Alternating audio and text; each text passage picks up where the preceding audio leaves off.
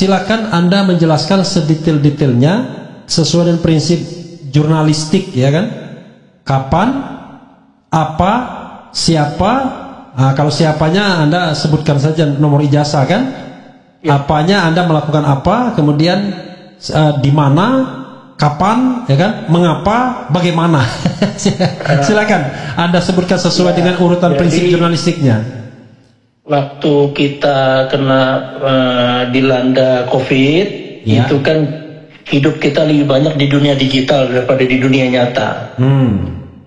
Tahun 2021 itu sedang puncak-puncaknya, itu mulai ramal tuduhan, isu tentang tuduhan ketidakaslian sebuah ijazah. Dan kemudian di Twitter, ya, saat itu Twitter, ya, mulailah netizen ini membanding-bandingkan ijazah A dengan ijazah B, tapi fakultasnya berbeda. Dengan MIPA, ada dengan geologi, fakultas kehutanan dengan fakultas ekonomi, gitu loh.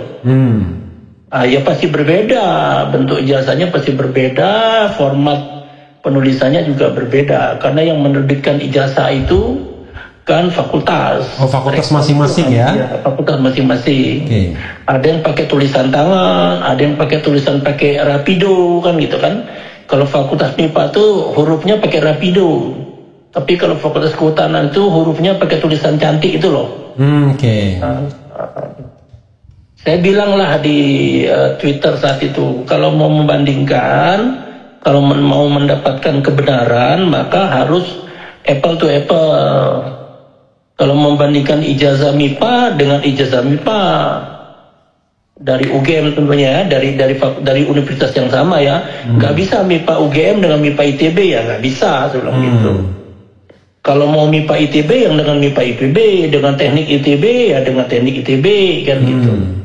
Nah, tapi kalau mau membandingkan ijazah kehutanan UGM, ya harus dengan fakultas yang sama, gitu loh. Bahkan dengan tahun yang sama barangkali, ya? Ya, dengan fakultas yang sama dulu. Dengan fakultas yang sama dulu, kemudian diturunkan lagi yang diterbitkan pada tanggal yang sama. Tahun bisa beda, Bung Refli. Nah, bisa aja 1 tahun 2 kali wisuda, kan, atau 2 kali penerbitan ijazah. Kemudian di Januari, kemudian di November, kan beda itu. Yang Anda bandingkan tuh 3 ijazah itu tanggal yang sama, ya? Ya, awalnya saya simpan dulu ijazah yang dipermasalahkan. Ijazah MIPA-nya saya tidak simpan karena tidak apple to apple. Kalau mau mencari kebenaran kan dari hati harus bersih dulu. Kita tidak ingin mencari kesalahan, tapi mau mencari kebenaran. Gitu. Kemudian ada lagi itu saya minta di Twitter, siapa yang bisa bantu carikan satu lagi ijazah yang dari Fakultas Kehutanan, lulus tahun 85 bulan 11 tanggal 5 gitu. Ada yang 5 November 1985, ya? Ya, 5 November 1985. Ada yang tayang satu berwarna, kan gitu. Saya ambil lah, karena foto yang dituduh tidak asli ini kan hitam putih. Ya, ambillah yang berwarna 2, saya bandingkan. Maaf, yang berwarna ini yang tadi Anda sebut nomornya tadi, ya? 1117 1115 bukan 1120 yang baru. Saya dapat 2 itu. Baru dapat 2, ya? Dapat 2, saya bandingkan berbeda, begitu kan? Jadi saya tidak membandingkan tulisan, foto atau apa, tapi yang saya bandingkan adalah yang jauh lebih dalam lagi adalah belangko.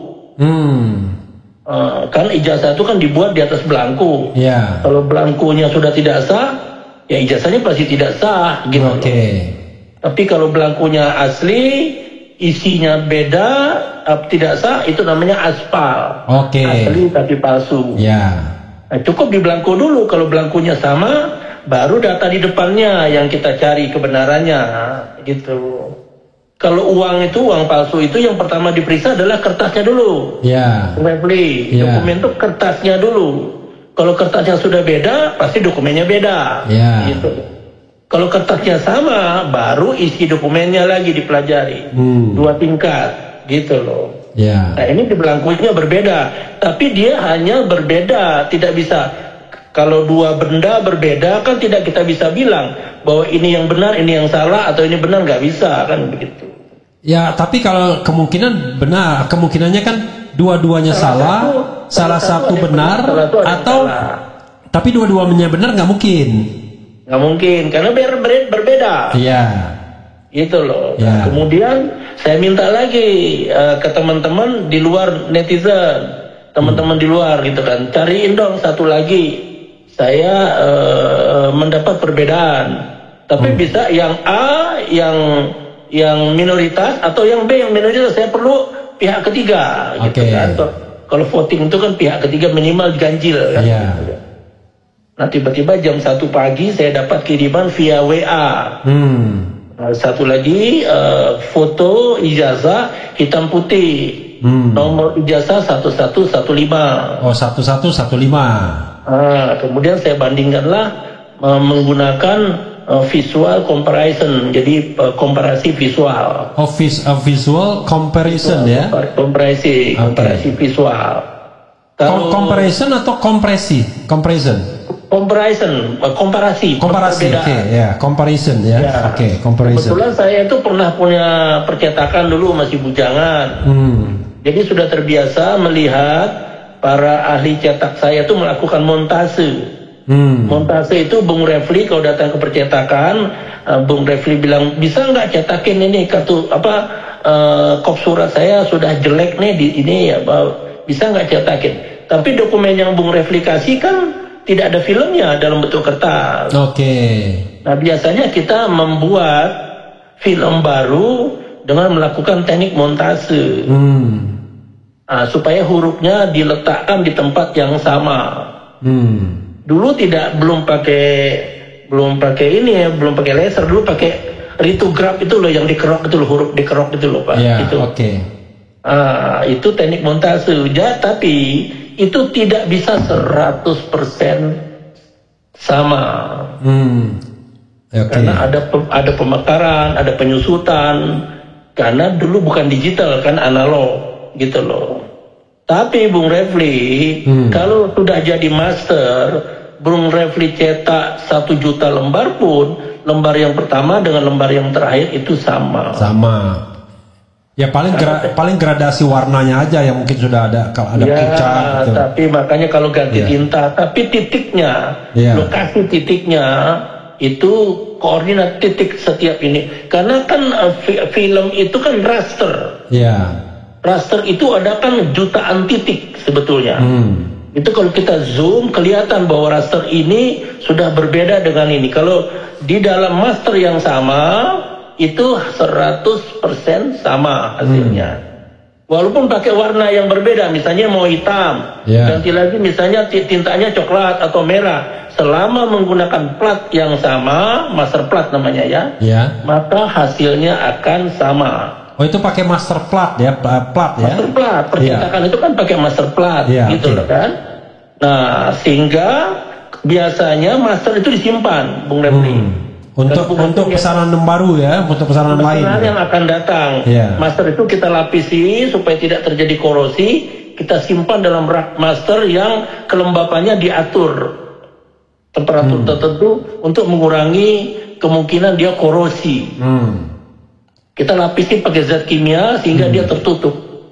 Jadi tahun depan Bung Refli datang lagi, tinggal memberi nomor master. Atau cukup dengan SMS dulu. Tolong dicetakkan 500.000 lembar master 013281. Nah, kalau langganan dengan percetakan ya. Nah, saya tinggal cari master yang nomor itu, saya cetak 5,5 juta lembar. Tidak ada desain, sekali saja desain.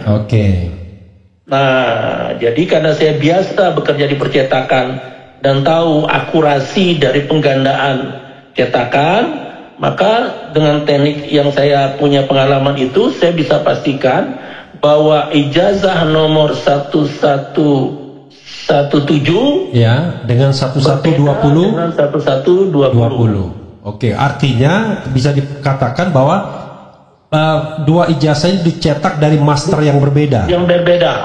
Dan rasanya tidak mungkin kalau misalnya dalam satu kesempatan ada dua master yang berbeda itu ya.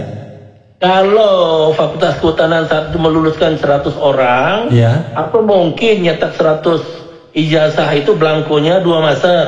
Ya nggak mungkin rasanya ya. Nah, itu ijazah itu UGM lah yang mesti menjelaskan supaya akal kita nih bisa menerima itu kan. Oke. Ya toh? Ya. Nah, kemudian saya tengah malam jam 1:30 dapat ijazah ketiga. Nomor 1115 Fakultas Kehutanan UGM, black and white, tertanggal 5 November 1985. Ya. Dengan tanda tangan rektor dan dekan yang sama tentunya kan. Ya. Gitu. Nah, kemudian saya dapat 3 sampel, namanya 3 sampel. Ya, 3 sampel ya. 3 sampel. Kalau bisa saja yang sampel ketiga ini sama dengan sampel pertama atau sampel kedua kan begitu. Oke. Bisa sama dengan yang 1120 atau bisa beda sama sekali. 17 kan begitu kan? Atau bisa beda. Atau bisa beda sama sekali. Atau bisa beda sama sekali. Berarti UGM-nya harus kita kasih itu namanya record, world record gitu loh. Apa ada universitas pencetak ragam ijazah yang terbanyak di dunia kan? Oke. Saya lemparlah ke TV besar supaya lebih detail ya. Karena mata kita kan lebih supaya daya pisahnya lebih tinggi, pakai layar yang lebih besar. Saya bandingkanlah, saya jajarkan 3 ini dan kemudian saya crossing. Dulu masih pakai manual Bung Revi. Kan ada logo UGM-nya di tengah tuh. Ada ujung kelopak, ada pangkal kelopak. Dari pangkal kelopak bawah saya tarik ke ujung kelopak atas terus sampai keluar lembaran ijazah. Semua kelopak saya ambil, dari ada 6 atau 7 kelopak itu. Itu kalau dia sama masternya Bung Refli, maka dari garis yang saya tarik dari kelopak pertama ini ketemu huruf di ujung, misalnya di kakinya N. Pasti kalau masternya sama, semua ijazah akan ketemu di kakinya N. Kalau kelopak bawah saya tarik ketemu di kalimat di ujungnya J, Yogyakarta ya. Di ujung kaki atas atau di kepalanya ya. Karena huruf itu kan panjang dari kepala sampai buntut kan. Ya kalau ini ketemu di kepala, maka ijazah yang dicetak dengan master yang sama akan ketemu di kepala huruf J semua. Nah tapi kalau ijazah yang satu kepala J, yang satu ketemunya di perut J, ini sudah berbeda masternya. Itu saya lakukan, namanya analisa komparasi, tapi manual, teknik montasenya manual. Saya simpulkan ijazah A berbeda dengan ijazah B. Ijazah B saya tidak memberi nama, tidak menyebut nama dulu saat itu. Saya tutup namanya sebagai A, B, C aja. Kita A beda dengan B, B beda dengan C, C dengan A ekivalen, identik. Gitu loh. Ijazah A ini kalau nggak salah ijazah nomor 1115, ijazah B ini adalah 1120, yang ijazah C 1117. Oke, dibalik ya jadinya. Sorry, urutannya 1115, kemudian 1120, 1117. Lalu kesimpulannya? Dari hasil analisa itu 1115 identik dengan 1117. 1115 tidak identik dengan 1120. Dan 1117 tidak identik dengan 1120. Jadi kesimpulannya saya ulangi, yaitu 1115 identik dengan 1117. Satu kesimpulannya. Kesimpulan yang kedua, 1115 tidak identik dengan 1120. Betul. Kesimpulan ketiga, 1117 tidak identik dengan 1120. Ada lagi yang bisa disampaikan, Bro? Jadi dari ini saya bisa bilang bahwa saya bisa memastikan bahwa ijazah 1120 dicetak, ditulis menggunakan belangko ijazah yang diproduksi berbeda dengan ijazah nomor 1115 dan berbeda dengan belangko yang dicetak dengan belangko di ijazah 01117. Oke. Belangkonya yang berbeda. Iya, kami tidak menganalisa isi ya, kami menganalisa belangko karena saya percetakan. Jadi yang saya pisahkan adalah, yang saya bedakan, yang saya komparasi adalah belangko. Oke, jadi kalau sepanjang penggunaan belangko yang berbeda, Anda firm ya, berapa persen tuh? 100% berbeda. Oke, jadi Anda firm 100% berbeda. Jadi Anda tidak menganalisis isinya. Anda menganalisis bahwa itu dicetak dari belangko yang berbeda. Iya, bukan. Belangko itu dicetak dari master yang berbeda. Dari master yang berbeda. Oke, atau dengan kata lain, belangko 1120 berbeda dengan belangko 1115 dan 1117. Belangko 1115 sama dengan belangko 1117. Ya, betul. Oke, ada lagi yang mau disampaikan? Namanya identik ya. Sebelum saya bertanya mengenai tadi kan mungkin pendidikan Anda dan lain sebagainya ya, karena kadang-kadang orang mempertanyakan apa dia kapasitasnya dan lain sebagainya kan, apa sih latar belakang pendidikan, walaupun Anda sudah menyebutkan kalau di MK itu expert atau ahli itu ada dua, by education atau by experience atau dua-duanya both ya kan. Jadi orang bisa saja edukasinya tidak relevan ya kan, tetapi dia punya experience ya. Tidak semua politisi itu dari Visipol kan. Iya betul. Banyak politisi yang dari IPA malah kan. Visipol belum tentu jadi politisi. Iya. Sebaliknya politisi bisa aja dia dari pertanian atau dari kehutanan. Tamatan IPB belum tentu jadi petani gitu. Betul. Atau bisnis pertanian. Oke, apalagi yang Anda ingin sampaikan? Itu cukup. Oke. Saya kira yang Anda katakan tuh jelas, tegas ya. Jadi kesimpulan yang bisa diambil adalah tadi bahwa ijazah 115 identik dengan 117. Ijazah 115 tidak identik dengan 1120. Ijazah 1117 tidak identik dengan 1120. Ya, itu kesimpulan umum satu. Kesimpulan umum dua, belangko ya, belangko 1115 identik dengan belangko 1117.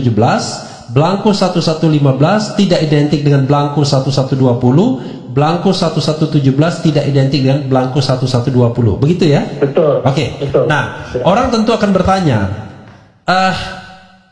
Anda ini cuma sekedar pedagang atau orang yang berpendidikan? Sorry, maaf ya. Tanpa menyebutkan asal universitas atau fakultas tentu relevan kan? Fakultas apa, tetapi universitasnya nggak disebutkan, is okay, nggak apa-apa. Silakan. Ya, saya itu insinyur elektro. Oke. Pengkhususannya adalah komputer dan telekomunikasi. Oke, jadi Anda insinyur elektro. Ya. Kekhususannya komputer, elektronik dan telekomunikasi. Oke, komputer dan telekomunikasi. Jadi sobat R sekalian, ini orang yang tidak buta teknologi pastinya. Jadi gini, orang elektronik itu orang yang biasa bermain dengan ukuran kecil, 10 mm. Oke. Dia merancang PCB itu dia sangat halus dan sangat detail. Sehingga dia terbiasa bekerja, berpikir secara detail. Nah, ini membandingkan secara visual 2-3 dokumen ini membutuhkan kemampuan melihat secara detail. Oke. Gitu. Dan tapi kalau seperti Rismon berarti ya? Kita nggak punya kemampuan, kita detail dilihat, ditatap gitu kan, diperbesar, di zoom sampai 1000 kali kan begitu. Jadi kalau dengan forensik itu kan tugasnya adalah detailer kan gitu. Kalau dengan mata biasa ya nggak bisa lah ya. Ya kayak sidik jari, mana bisa saya membedakan sidik jari saya dengan Revli itu sama apa beda? Atau sidik jari yang ada di kaca sebuah mobil adalah sidik jari si A, nggak bisa. Itu harus diambil, diperbesar, komputer nanti yang membedakan, kemudian ketemulah di dalam database sidik jari. oh ini sidik jarinya Refli, berarti ini betul mobilnya Refli yang hilang kemarin, kira-kira begitu. Oke, saya ingin membacakan barangkali ada pertanyaan dari Sobat Era yang relevan saja. Kadang-kadang nggak relevan ya, yang nggak relevan saya nggak bacakan. Ini ada dari Alibaba, interesting katanya ya. Kemudian dari Alibaba lagi, awas keceplosan sebut nama Bang Wakakakak. Ya, saya pastikan walaupun ini siaran langsung, Anda tidak sebut nama tadi ya, Anda coba sebut nomor ya. Yang penasaran dengan nomor-nomor ya silakan cek sendiri, kira-kira begitu ya. Nama itu menjadi personal ya. Iya. Ini nggak ada hubungannya dengan personal. Dan saya tidak bilang bahwa ijazah ini palsu atau asli. Saya hanya bisa bilang identik dan tidak identik. Bahwa identik atau tidak identik. Ya sebenarnya sama yang dilakukan oleh Rismond Sianipar juga begitu. Dia bicara fake and original. Pilihannya dua saja. Oke ya. Bro ini siapa? Apa kompetensinya? Tadi sudah dijelaskan ya, Robert Gunawan ya. Kemudian maaf telat gabung.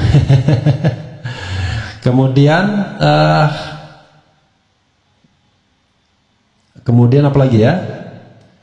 Kenapa semua orang pintar mengkritik orang lain dibanding jasa yang mungkin kita nggak ada apa-apanya dibanding orang tersebut? Oke, tidak perlu Anda jawab.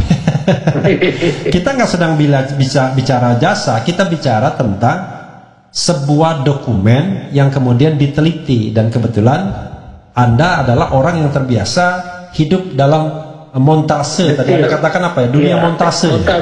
Oke, dunia montase ya. Percetakan ya. Iya ya. Soalnya kalau dulu saya dengar sandiwara radio tahun 80 itu teknik dan montase. Nah, gitu.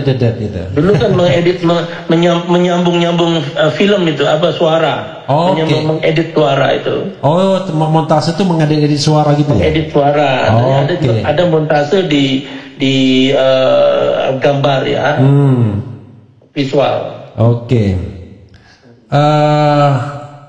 Apalagi ya? Oke. Woi, ada yang ini rata-rata saya karena ini langsung saya nggak bisa memilih.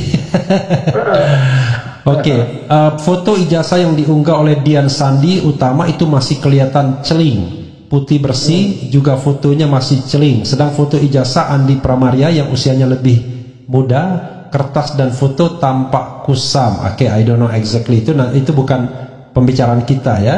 Ya. Kemudian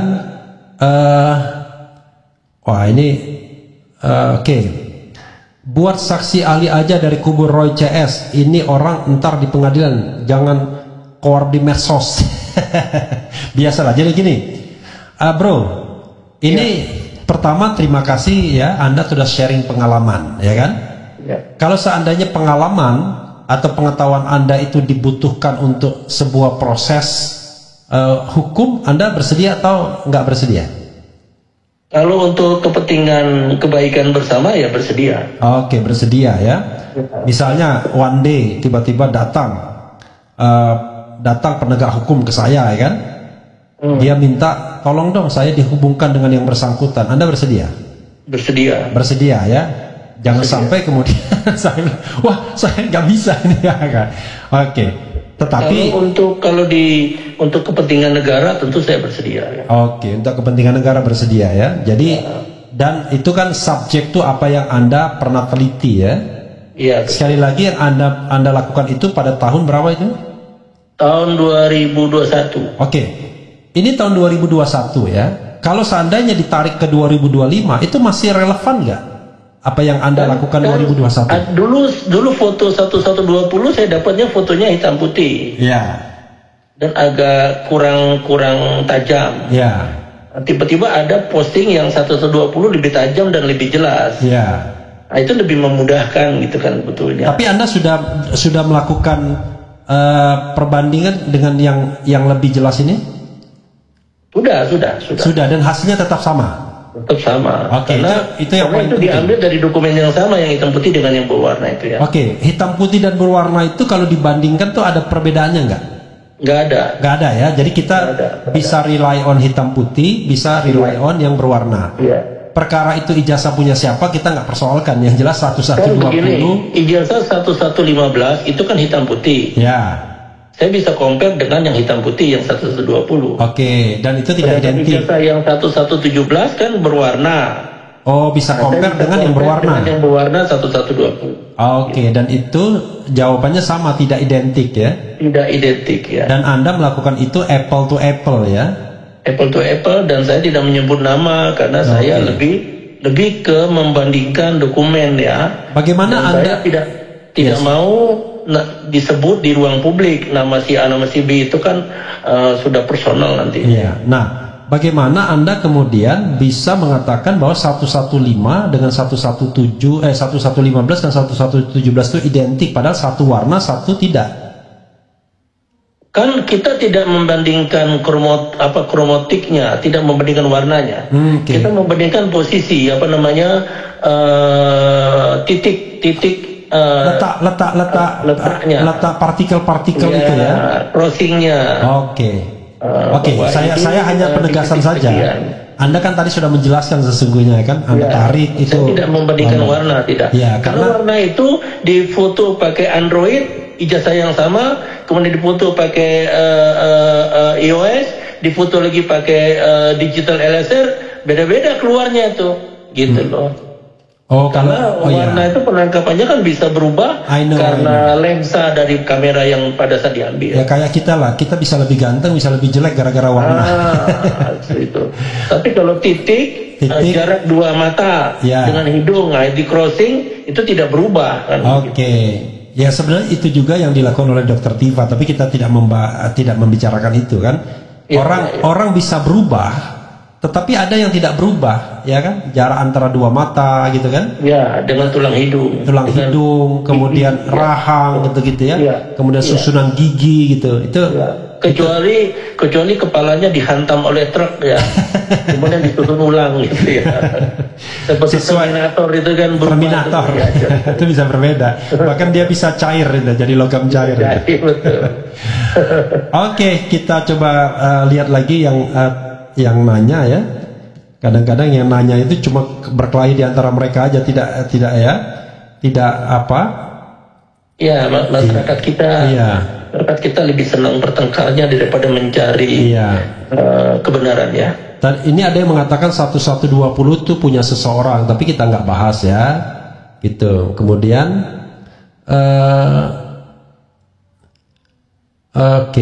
saya kira itu ya.